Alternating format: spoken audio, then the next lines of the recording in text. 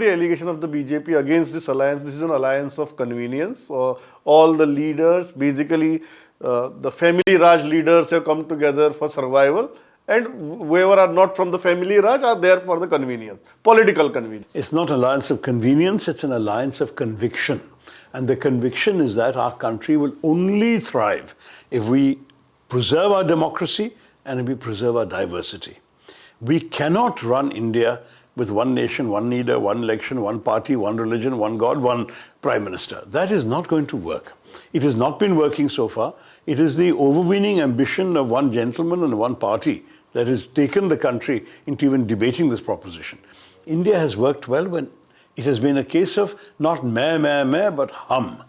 We as a people collectively, and the Congress party, along with other parties, has a lot of experienced, qualified, capable leaders who will come together and make the country function.